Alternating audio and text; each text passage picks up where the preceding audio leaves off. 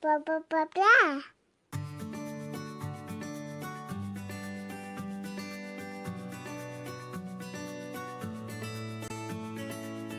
Welcome to the Our Forever Smiles podcast, a podcast created to support mothers of children who were born with clefts and those who love them. I'm your host, Laura Arroyo, and I'm also a mother of a daughter who was born with a surprise cleft palate. I know the challenges you face every day, whether you have just learned the difficult news of your baby's cleft lip or palate, you're in the midst of pre-op or post-op, or you're an OG cleft mom. This podcast is for you. In a weekly conversation, we will talk about everything from feeding and speech therapy to surgery and school. We'll share tips from guest experts and advocates and even share a little joy in the process.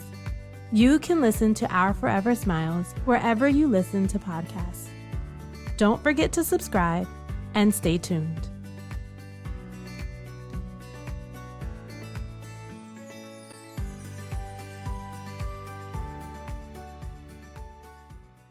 Hello, and welcome back to the Our Forever Smiles Cleft Mom Diaries and Support Podcast.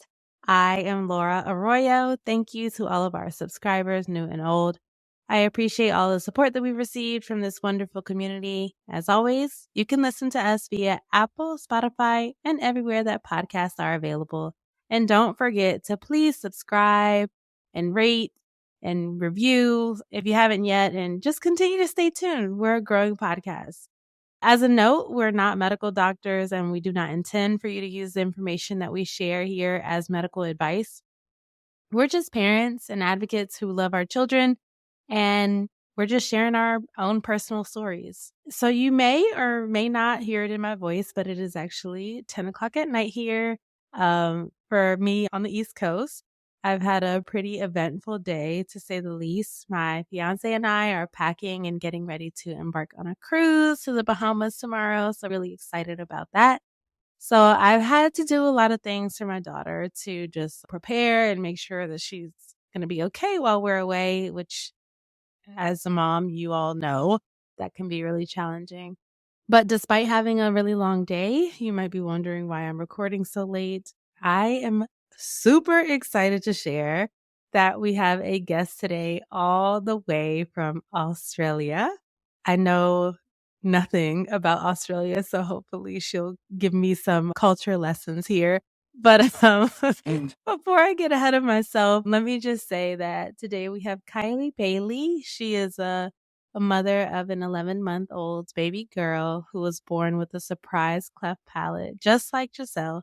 But I'm just really happy to have Kylie here to share her story on this episode because her daughter has a unique diagnosis that hits really close to home for us. So without further ado, welcome, Kylie. Hi, thanks for having me. You're Yeah, welcome. so I'm Kylie from Australia. Yeah, at the moment we're living in Brisbane. It's one of the capital cities in Queensland. Yeah, we originally were in a small town of Bundaberg when she was born and had a surprise cleft, which we didn't find till day 5. Yes, it's been a bit wild. Wow. Talk to me about when you first found out that you were pregnant. Were you expecting to have a child? Were you trying? What was going on? Definitely wasn't trying. It's a very new relationship. Pretty much the first time we were together, we conceived Kayana. Oh, Yeah, it was not expected at all. And her father, who's unfortunately not in the picture, he already had 2 other kids, so he didn't really want her at first. Eventually, he came around to it after some pretty full-on conversation. There was nearly a decision to not go ahead, but I just knew that I was 31. I haven't had any kids before. I've always wanted a kid, and I just felt like this was my chance. I didn't care if there was no one else in the picture. But yeah, he was in the picture till about 16 weeks. But then I left and felt that moving 3,000 kilometers away from the Northern Territory back to Queensland, where my family was the right idea, which inevitably it was for her healthcare. yeah. I feel like first off, pregnancy in general is really tough. It was tough for me. Maybe I'll just speak for myself. Yeah. it was really tough and really challenging. And so just having a support system there for you, I truly believe that's something that like all women really need. And so it's really unfortunate that he wasn't able to be a part of your pregnancy. But outside of that, how was your pregnancy in general? Do you feel like you enjoyed being pregnant, or was it something that you didn't really like? How were you health-wise? So I had gestational diabetes, but that was the only real issue throughout my pregnancy. I diet controlled it, so I never needed insulin or anything like that. At the end of my pregnancy, they actually thought like they wondered if I even really had diabetes. But I think it was just because I diet controlled so hard and actually weighed less at the end of my pregnancy than I did at the beginning of it. Yeah, but that was from dieting, but also probably a lot of the social factors throughout my pregnancy as well, with the moving and the breakup and all of that. So yeah, my social aspects of my pregnancy weren't great, which then I guess I felt disconnected from it for probably the first 20 so weeks until I started feeling a move. I had an anterior placenta as well, so I didn't feel much movement throughout my pregnancy. And it wasn't like alien arms coming out of my belly. I could barely see it, but I could feel it. It was like little tiny ripples that you could see. So I didn't get that whole weird things coming out of my weird shapes coming out of my belly that I've seen with like everyone else's pregnancies, my mom, my sister, people like that. So yeah, it was my whole pregnancy was a little bit different for that reason. Yeah. Yeah.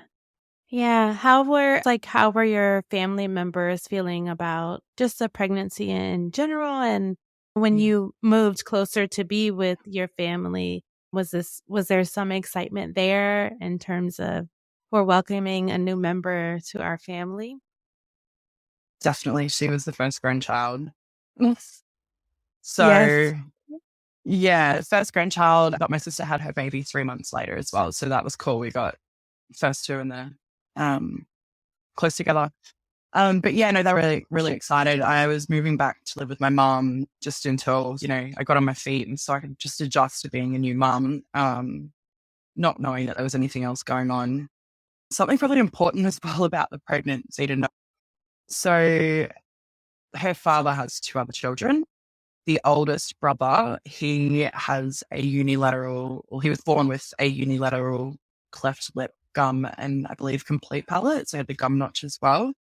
So we actually did the NIPT testing, but we paid extra to find out if there was any deletion syndrome and things like that due to there already being her half brother having that. And all the tests came back clear. So I honestly was not expecting anything.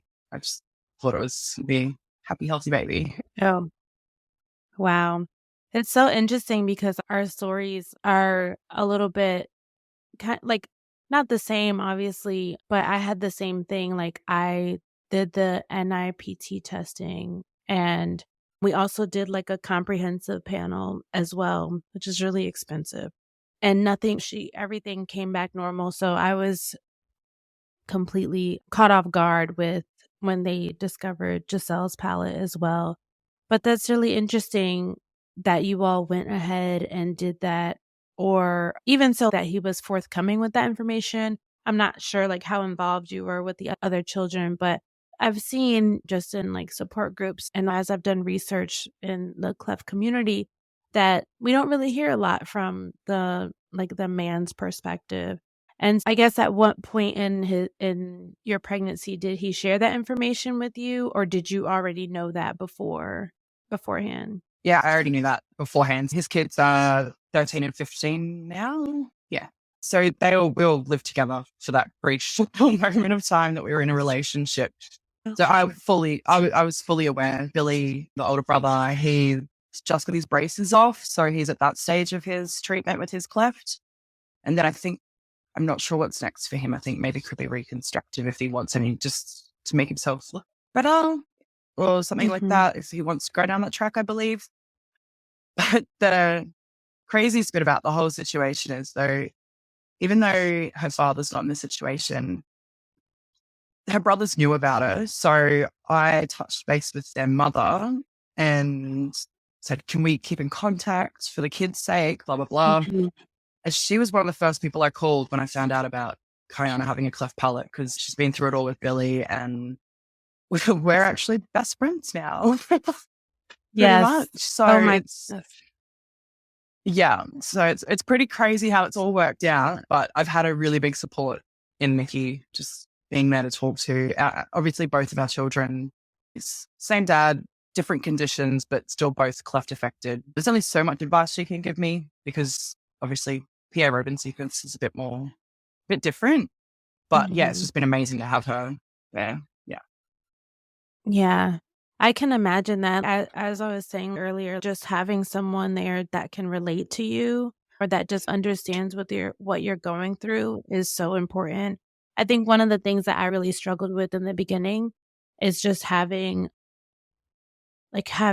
talk about this in other episodes as well, just having so many appointments to go to. And I think that sometimes I think maybe it comes off as, okay, it's appointments, but I think the emotional toll that it takes on you, like having to have your baby go to so many appointments to be her mouth pried open and shots and having to take her clothes off and then put her clothes back on and getting weighed. And to me, it just felt like she was just constantly being like poked and prodded. And I struggled with that, like having to like deal with that. And then also just the anxiety of not knowing what the next appointment would tell me or what was going to happen at those appointments it was just really difficult to like navigate. And it was something that no one else was experiencing but me.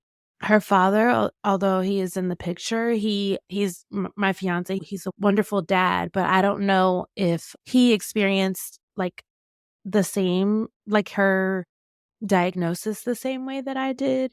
And I think most of it is because I was solely responsible for taking her to her appointments and stuff. And it's because he was at work and stuff. But it would just it can be lonely sometimes. It felt really lonely sometimes.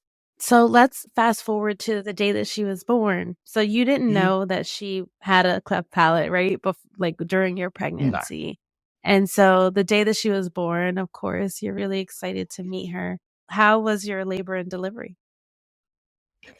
I actually chose to have an elective cesarean, even though there was no issues with my pregnancy at all. I've always had issues with my back and stuff. And I honestly felt in my bones that if I went through with the natural labor, I was going to be bedridden. It'd be worse than a cesarean. I just thought something was going to go wrong.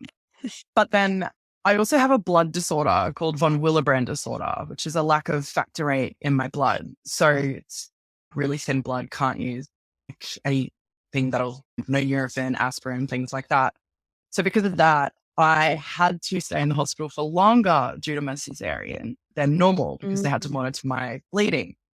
Normally, I think they keep it for 3 to 4 days. They had me there for a minimum of 5 days. So that was all planned prior. Yeah. So day came along. My mum came in with me. And yeah, it was pretty crazy. At first, like done all the anesthetics or whatever it is that make me numb. And I just remember like staring at the light above me, and I could see what was going on. And I was like, oh my God, don't look. It was really weird. But then, yeah, they're going through that. She's come out, and I just remember seeing her and being like, what? She was so tiny. She was 6'6" or 2,975 grams, depending which way you want to go with the weight. And yeah, she was just like so tiny. I've never seen a baby so small in my life. And I was expecting a big baby because of gestational diabetes. They're telling me, oh, you're going to have a 9-pound baby. And I'm like, no, I'm not. Cut her out. I'm not pushing. Anyway, so she came out and straight away she'd taken in a lot of fluid. So they had to do, I think it was like I had to get all the fluid up, do about 5 minutes of CPAP and worked on it for about half an hour. So I was just like laying there, staring there, unable to move. Like, I don't know if I even blinked once.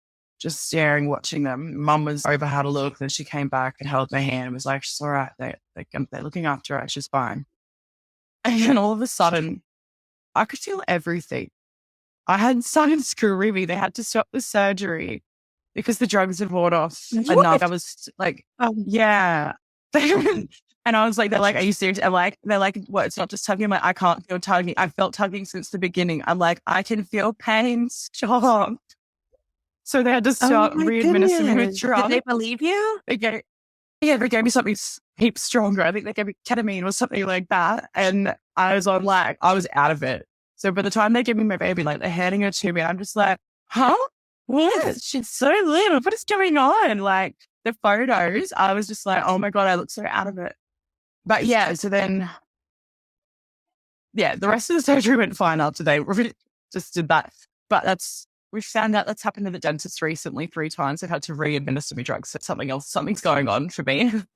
And I'm actually just done a blood test to find out why this is happening, because it's happening more than just my surgery. So yeah, anyway, that's not really that related. But yeah, so we got back to the recovery from the surgery and we just couldn't get her to latch because she was so tiny and her mouth was so petite. Like she's just a very petite little girl. And I have quite large breasts. So I was just like, no, I think my boobs are just too big for her mouth. Like, I don't know. They're just not fitting, like, you know. So we gave her some of like my colostrum that I'd, expressed before she was born and that. And yeah, ended up going back to the ward. And then, yeah, I guess over that next day, like we just couldn't get her to latch at all. It was just really traumatic for both of us. Every time we tried to syringe, feed her milk, it all came out her nose. So and like her breathing, she got nicknamed Snuffles by all the midwives because of how snuffly loud her breathing was. Like it was just hectic. And then it's like, oh, it must be because of all the fluid she took in. It'll go away thing, but it just wasn't. And they kept getting the pediatricians and everything, and they kept sticking their finger in her mouth, which I didn't know at the time that they were looking for a cleft, but they kept sticking their finger in her mouth. I don't recall anyone actually looking in her mouth. They just did the finger test. This went on for 5 days. And then they were going to send me home on the 5th day, and it got to like the middle of the night before that. And I called a nurse and I was just crying because I'm like, there's something wrong with my baby and no one can figure it out, but I can't go home tomorrow. How am I supposed to go home with her? Everything's coming out her nose. Her breathing's horrible. Like I had a full meltdown. And then I'm so glad you did that. Next morning. Because if they would have sent you home with her, that's whoa. Yeah, I know. Yeah. It scares me really. But yeah, there was these 2 beautiful midwives. Their names were Beth and Suzanne. And they both were really advocating hard that whole few days, even when they weren't on, like, if they weren't our nurse for that shift, they'd still come in and check in, and because they were just like, something's not right. And they were trying to figure it out and talking between each other because they worked. One did nights, one did days. And yeah, it was the morning that we were supposed to go home, and Beth could hear Kayana like scream cry. And I was crying. It was just like, it wasn't great. And she came in and she just looked at the exact right moment and she goes, all right, I know that you are so sick of hearing this, but I'm going to get the pediatricians because this time I know what's wrong. I promise you, we've got you answers, but I need to get a pediatrician first. And yeah, I think instantly I felt in my bones that it was a cleft, but yeah, I'd done all the NIPT tests and I thought they would have looked in her mouth and seen that, blah, blah, blah. But her cleft is of the uvula, so it's only very small. So the dangly bits in your back of your throat is basically what's missing. There's a little triangle. Yeah, but that's why they didn't find it for so long, because it's so far back that they couldn't actually feel it with their finger. Oh, wow. Okay. So has she had repair yet? No, she won't be having, because of the Pierre Robin sequence, she's had to have nasopharyngeal tubes in for the first 8 months of her life. And until she had all the tubes out and stuff like that, they wouldn't even consider surgery. And she's still she's on oxygen 24/7 at the moment still. And we won't be getting a review for that till January 30th. So she'll be 13 months before at a minimum 13 months before the oxygen comes out. I did actually have a meeting with our plastics team over the phone the other day, and they said that they will do the surgery even if she has oxygen. So originally I got told 16 to 24 months, 16 months at the earliest, but they said probably closer to the 2 years, but now they're saying probably sooner the better because she's trying to speak. So they don't want to delay her speech too much. Oh, yeah. I love that. It's okay. So I got ahead of myself a little bit. So from the time that you found out that she had a cleft palate, what happened after that? Like when the pediatrician came to see you, what were the next steps and how did you find out about her diagnosis? So they got the pediatrician that was on call to come straight down. They physically looked in her mouth and they were, there's definitely a cleft palate there. They organised for a speech pathologist to come straight away because they're like, that's why she can't feed, because she's got a cleft palate and she can't get a suction. So they got a speech pathologist to come down. The one that normally works with the younger babies and knows about clefts was unfortunately on holidays. I was born on January 4th, so a lot of people on holidays around then. So the speech pathologist that came down, she didn't have as much experience with clefts. So she didn't straight away put us on the pigeon cleft. She put us on a pigeon YT, which worked for a few days, but then we just regressed massively with that. As soon as she got the diagnosis, they put her straight, because we were just on the ward at that point, but they straight away transferred her to the special care nursery, because being regional, there wasn't a NICU or anything like that. And then they just monitored her there, had a nasogastric tube put in. We did timed feeds just so she wasn't getting exhausted. One of the pediatricians there said the day before we left, we were there for her first 13 days. And what the pediatrician said before we left, I think she's a candidate for Pierre Robin Sequence. She has got a recessed chin, and with the breathing, there's noisiness that sounds like a bit of an obstruction. He goes, but I think it's very mild if she does have it. I don't think you'll need to go with worst case. I'm like, what is worst case? He goes, worst case is she's going to need a breathing tube, which she got 7 days later. While we're in special care, they got the cleft team to contact us from Brisbane, the Queensland Children's Hospital. The nurse on the phone could hear Kayana's breathing and straight away found an opening with us for them within a week. Normally it's about 8 weeks old before they all see new babies, but they could just tell over the phone. So we went home on day 13, and then I think it was about day 18 we had the appointments at QCH, and it was like with the full cleft team. Very overwhelming. My sister came with me, but Kayana was crying the whole time and really hard to concentrate. But like they had the surgeon, like the orthodontics, the nurses, like everybody. But basically the surgeon looked at her and just went, yeah, she's got Pierre Robin Sequence. This is bad. This needs to be escalated. Get respiratory on the phone. Sorry, but we'll see you in a year. You're under respiratory care now. Yeah, there's nothing that cleft can really do for us. Like they transferred our care to respiratory, so respiratory will look after us until the breathing side of things is fixed. We do chart reviews with plastics and they're in contact with respiratory, but until they've sorted out a breathing, there's nothing that cleft can really do. Yeah, that's the like surgery side of things. They're just waiting for her to be ready now. Yeah. So when Giselle first saw her cleft team as well, this is probably, I don't know, maybe like a week or two after she was born, her surgeon and her nurse were there, and it was the first time that they had looked at her, and she said, she made a comment and she says she has a small jaw. And she said something like, can you schedule her an appointment for genetics? And I thought to myself, that's odd.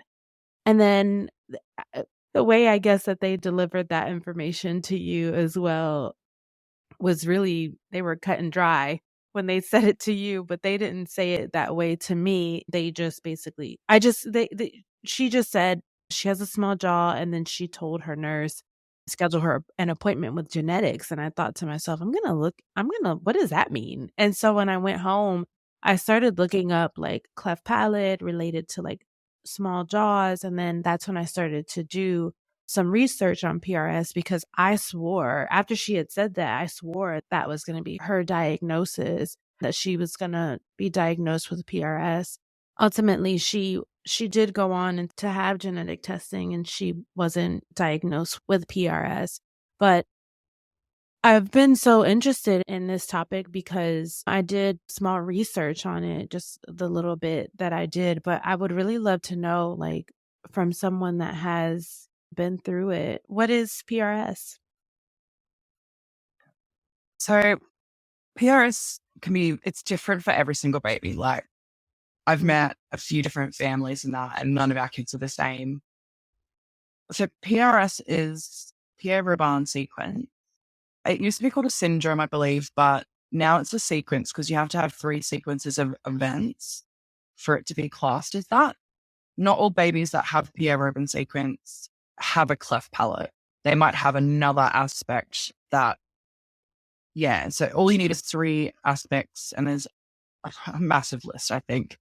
Being that I'm a single mom and had to do this all my own kind of thing, I didn't do much research myself. I found it very overwhelming. I've just relied on what my doctors and stuff have told me mostly. And it's only the last couple of months that I've really become more active in support groups and things like that and learning more. And I've created an Instagram for Kayana's journey as well to get my story out there. But unfortunately, lately, it's just been all about hospital visits because I've been so sick all the time.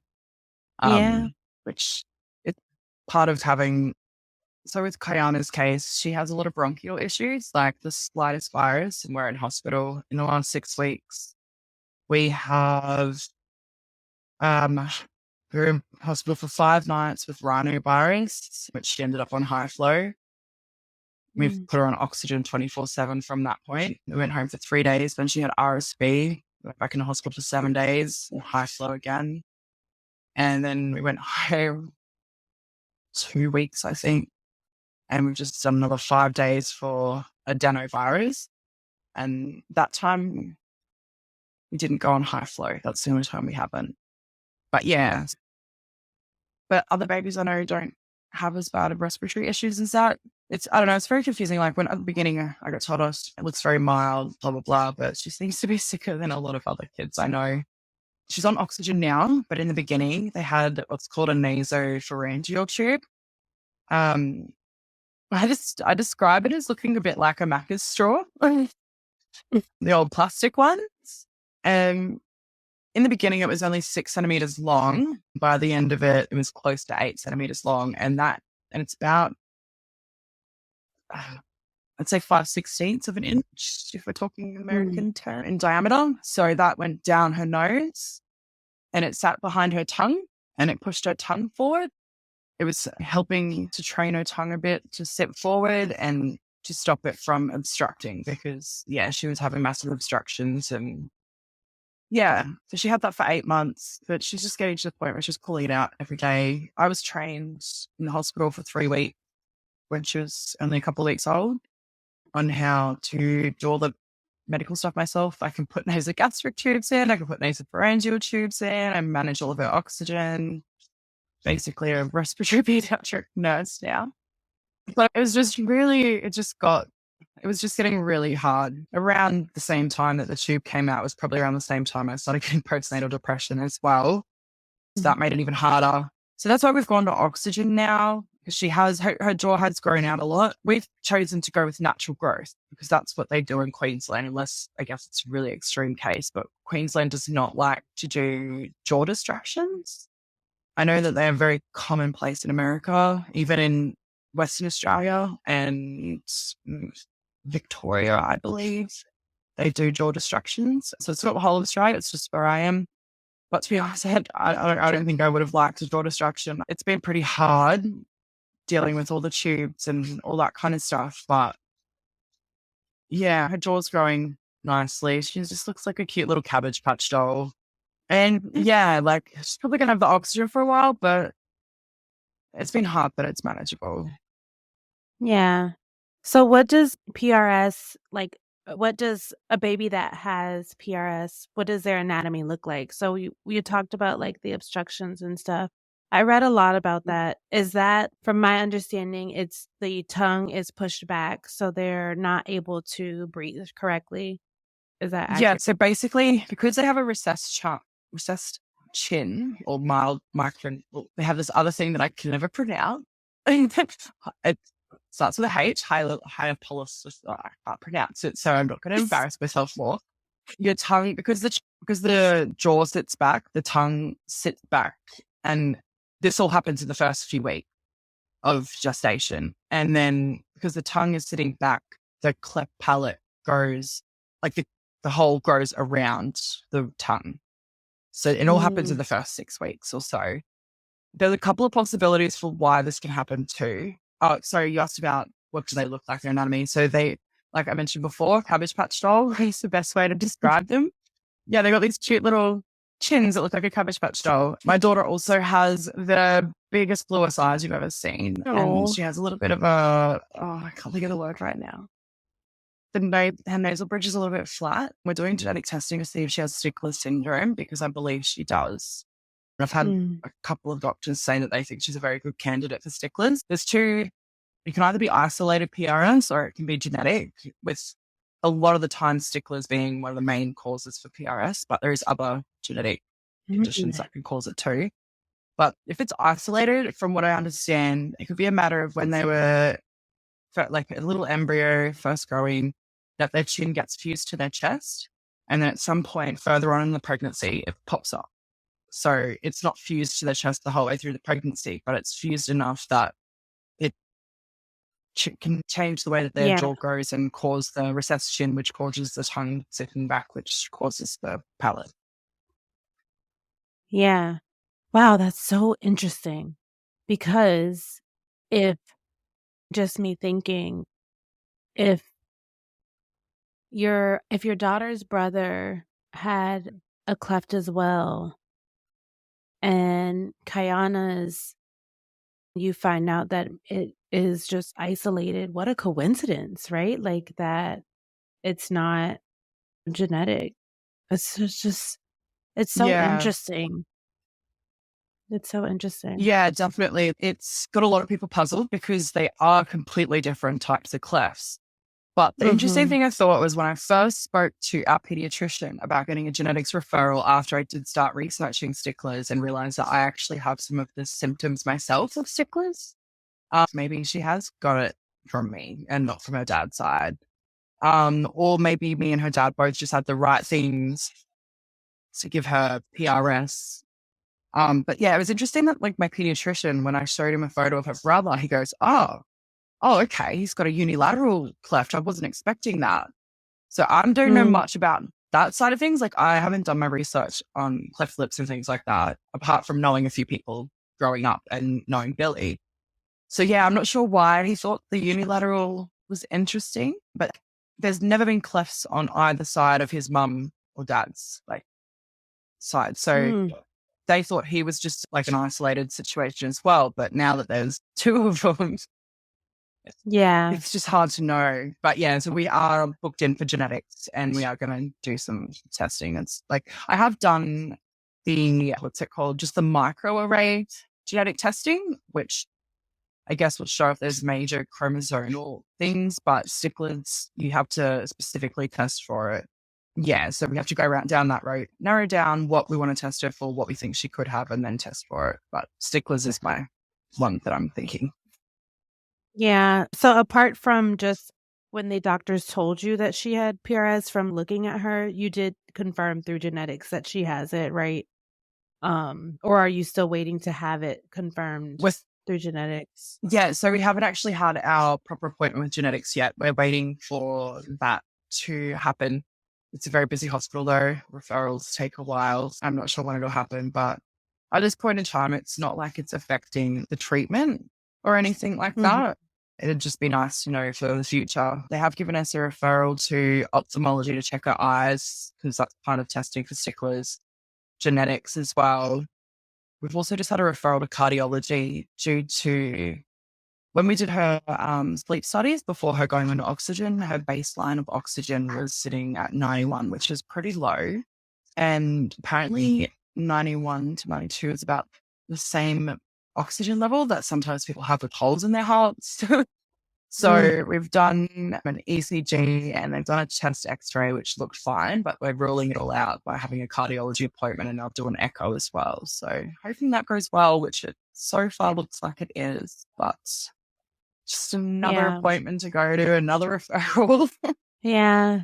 So you mentioned jaw distractions too. I looked at that as well, and I just thought that it just looks so incredibly like painful and just like a really hard part of the journey for children that are Mm. diagnosed with PRS. And as you said, like here, I didn't even really know that it was an option to opt out of that. What you're saying is that they can eventually like grow into their jaw, Yeah, right? essentially, it does take a while. Some babies might grow faster than others. But yeah, like there are examples, there are kids that have seen that probably natural growth might not have worked. It might have caused them way too much distress or things like that. Jaw distraction isn't a bad thing for other people. For us, it wasn't needed. And I think for a lot of cases, it might not be needed, but it doesn't seem like it's very spoken about in America. Through creating a page for Kayana, I've actually connected with lots of families all over the world. I've had a few families just message me. They're like, my baby's a week old. My baby's 2 weeks old. We've just found out we've got PRS. What can you Wow. tell me? And yeah, we're always commenting on it. They comment on my stuff a lot and always commenting back. And we're just trying to help each other get through day by day. And yeah, I've told a few people in America about the nasal trumpets. I believe Canada uses them, but they're a bit bigger and they call them a trumpet more. But yeah, I don't know why they don't use it as much. But Yeah. yeah, it's definitely something that I'd like people to know about. Yeah, for sure. You really have to advocate for your children, especially the path of least resistance that's really going to help their quality of life. I feel is really critical and really important. So I guess what I'm thinking too is so after you have that, like you train their tongue to move forward and they have a clearer path, could they still have respiratory issues after that? Or is it just the obstruction that's causing that? I That's a good question. I am not too sure of being in the early days. I have seen a lot of people in support groups have said that, yeah, they have had lifelong issues, like even adults that in their 50s that have PRS and said that they've had issues with, yeah, hay fever, asthma, things like that, just being more susceptible to viruses and things like that. But yeah, I think it's not everyone's case. It's so hard to tell what's going to be in our future. But yeah, judging by the way it's starting, I feel like we're probably going to struggle with respiratory issues for a while. Yeah, unfortunately. Yeah. Yeah. What do you hope for in the future for Kayana? What I know like right now is like really challenging. You're really in the midst in the thick of it. But what is like something that you would hope for in the future for her? I just hope she never stops being as happy as she is. I honestly have the most happy, brightest, like energetic, aware baby that anyone's ever met. We have a very special bond, which, I worried at the beginning with not being able to breastfeed that whether we'd have a bond, but we get pulled up on the street all the time and people are just like, I've never seen a kid that happy or never seen a kid look at their mum the way that she looks at you.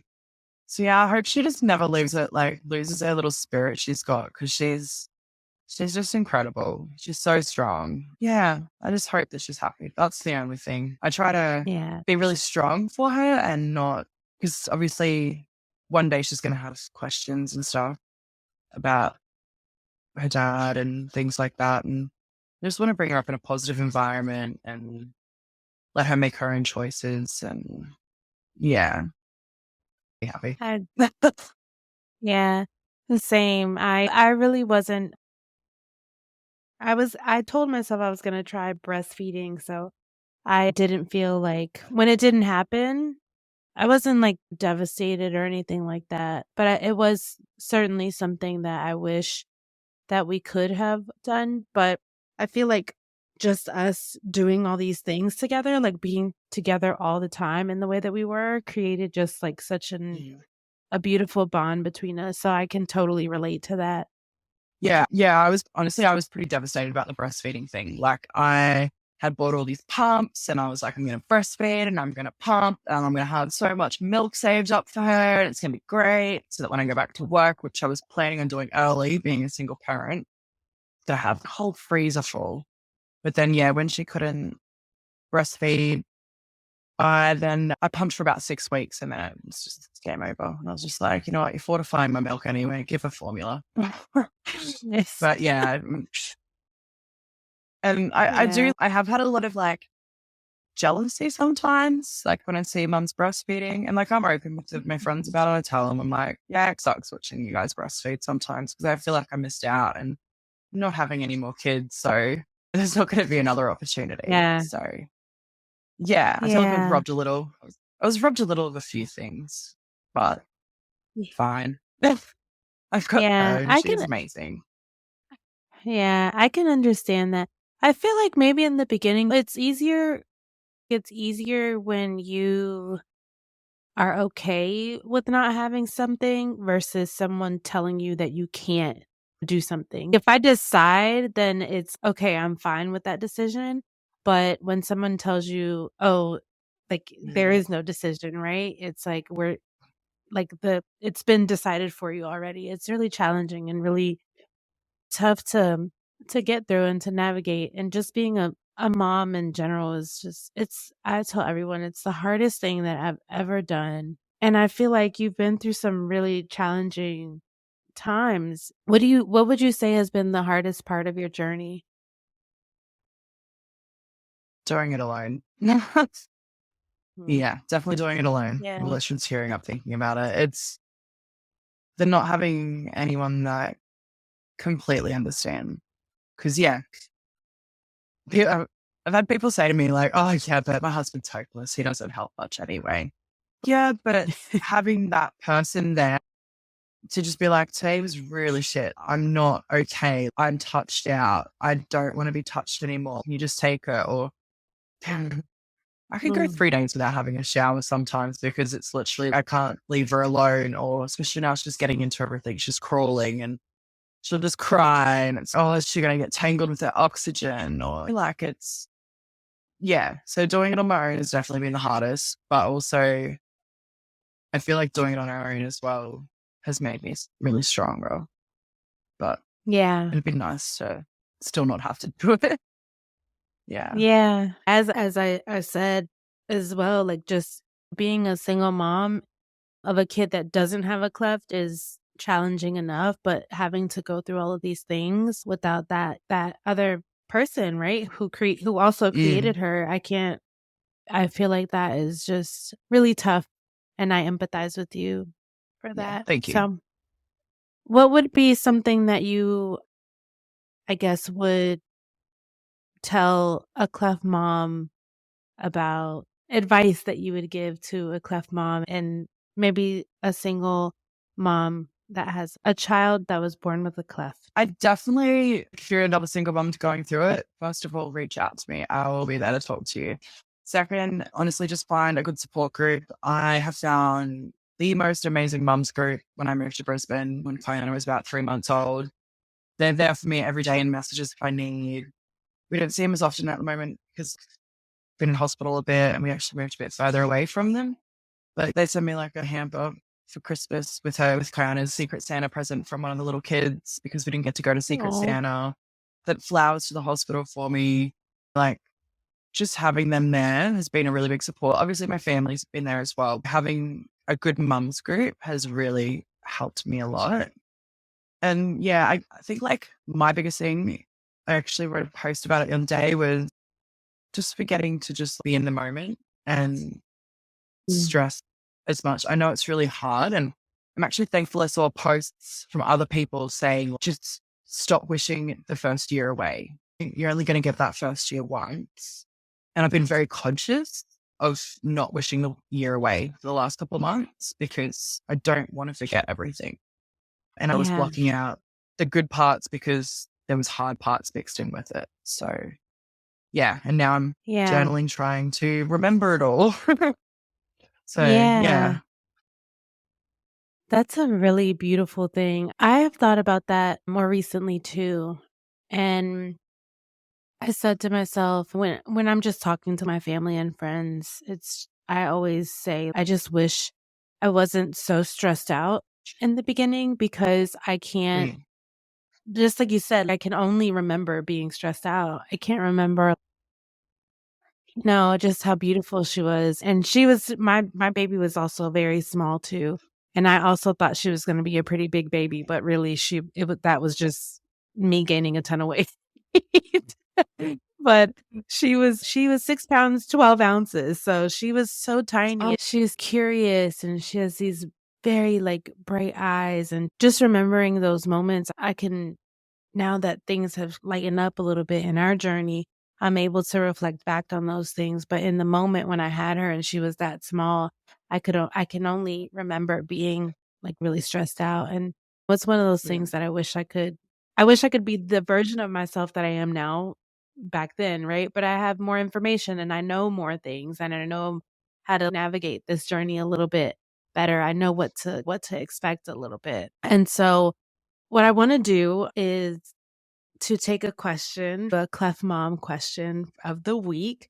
And so I'll just read the question and we can answer it both together. I've decided to do one that's on feeding. Let's see.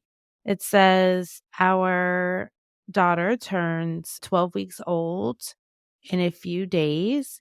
She's still only drinking 3 ounces every 2 to 3 hours. We've been trying to offer her more so that she can go longer, but she doesn't take any more. Do you have any tips? Is this normal? She's gaining weight, so her pediatrician isn't concerned, but her feeding team would like to see her eat more so that she gets longer periods of rest. I know with Kayana, we had to do, we tried a lot of things first, but eventually we would do side lying a feeding position. So she'd be on my lap, my legs raised a little bit on her side, drinking, and we used a Pigeon cleft bottle. That really helped us because it didn't overexert her too much. So she was drinking more and not burning too many calories. But yeah, I know feeding for us is a whole different ball game because of her breathing. She was burning more calories than she was taking in bottle feeding to begin with.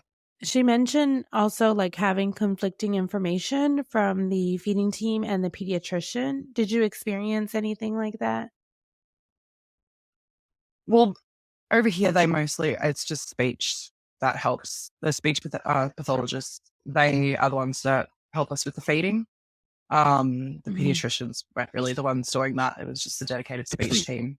And they were dedicated cleft speech pathologists. So what happens here, I assume that this person is in the United States. What happens here is the pediatricians do weight checks. And so what happens is they start putting the pressure on you a little bit to get your feeding down. And so I believe that's probably what this person is referring to.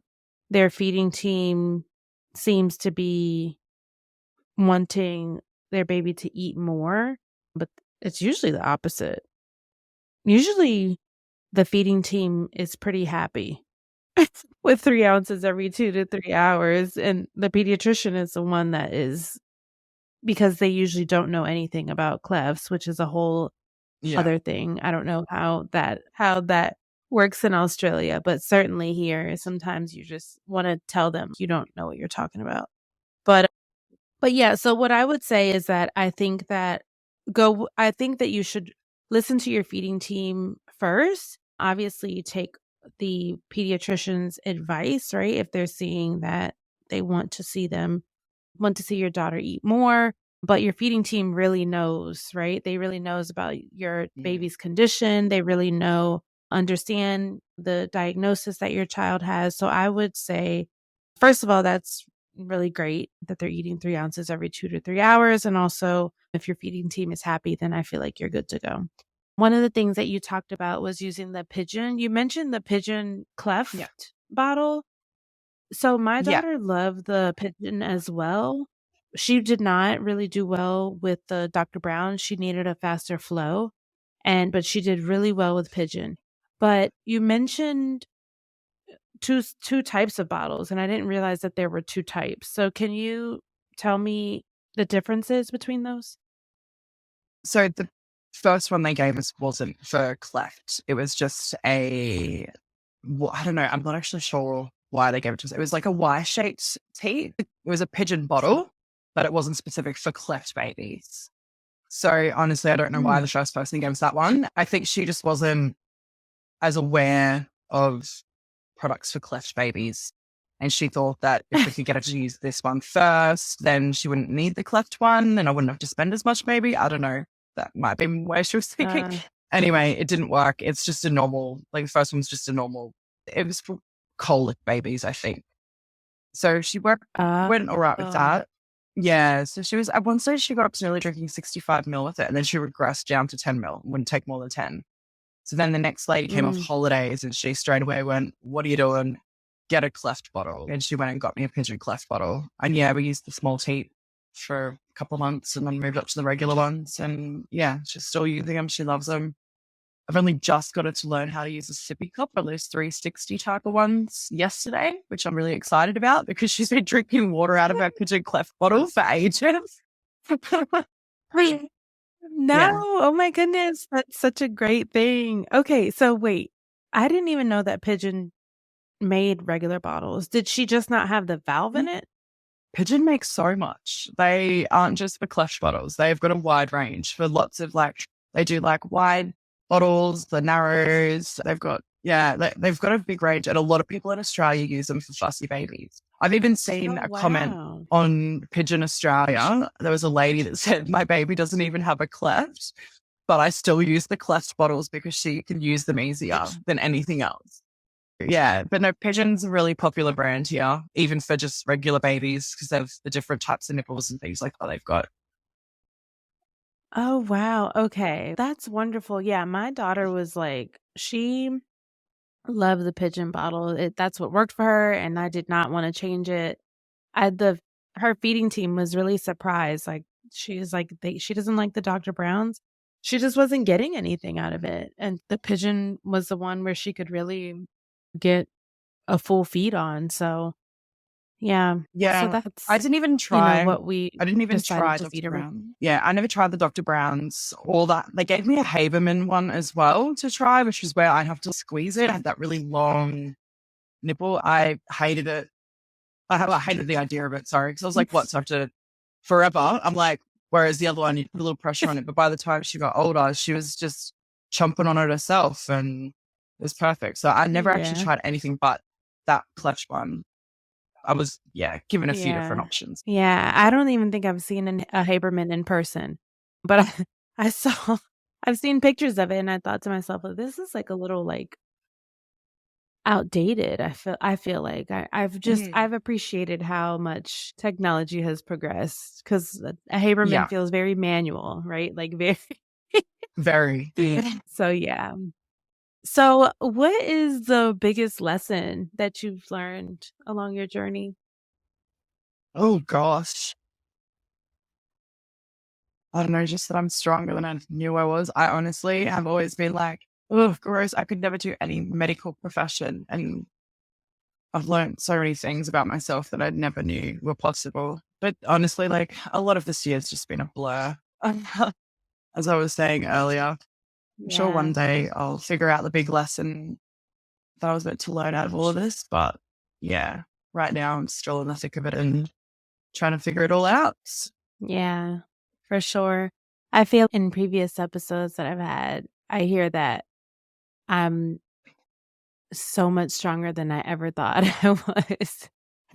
And I agree. I think that we're really strong and we have to be because we're our child's biggest and only support, right? We have people that surround them and that love them and that care about them. But at the end of the day, it's us and it's our job to take care of them and to be there for them. That's for sure.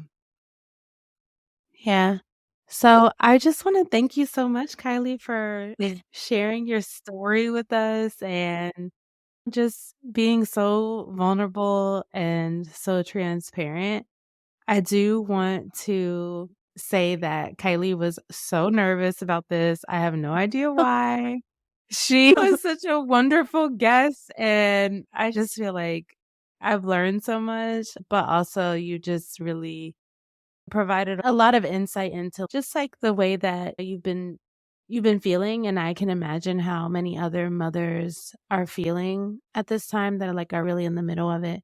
And just being able to allow people to not feel so alone in this, I think is really Yeah. valuable and really important.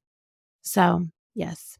Thank you for listening to the Our Forever Smiles Cleft Mom Diaries and Support podcast. Be sure to subscribe and submit a review of the podcast wherever you listen to podcasts. I hope that you've enjoyed this audio experience. Maybe you cried a little, laughed a little, but more importantly, I hope that you feel a little piece of reassurance and even joy in your journey. Talk to you next week.